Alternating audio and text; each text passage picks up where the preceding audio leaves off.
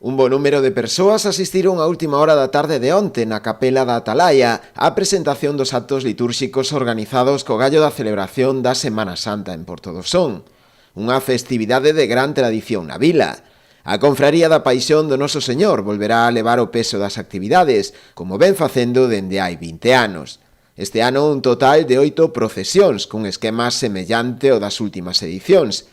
Aínda así resérvanse algunha que outra sorpresa, como é a que teñen previsto para a procesión de Xoves Santo. Estáse convertindo nunha costumbre que cada ano que presentamos esta cofradía presenta a Semana Santa diga unha novedade. Non sei se están agotando, pero este ano vai tamén haber unha novedade. Precisamente vai a ser ese día tamén o día de Jueves Santo. Pero para saber que novedade vai a ser, si Dios quer, ese día lo veremos. Por eso, entendes que temos que vivir esas procesións.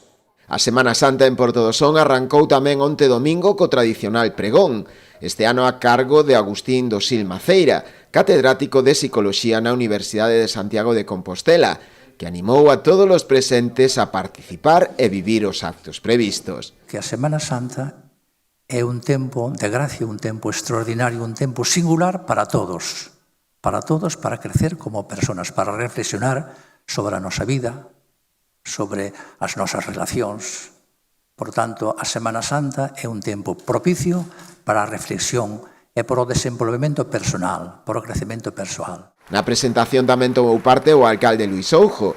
Na súa intervención destacou o traballo que desenvolve a Confraría da Paixón do Noso Señor para que esta celebración poida celebrarse, converténdoa nunha das de maior recoñecemento non só da comarca, senón tamén de toda Galicia. Somos un referente xa a nivel non comarcal, e eu creo que incluso policía autonómico, non? Hai moita xente que ven a Portodosón especialmente a ver a Semana Santa de Portodosón.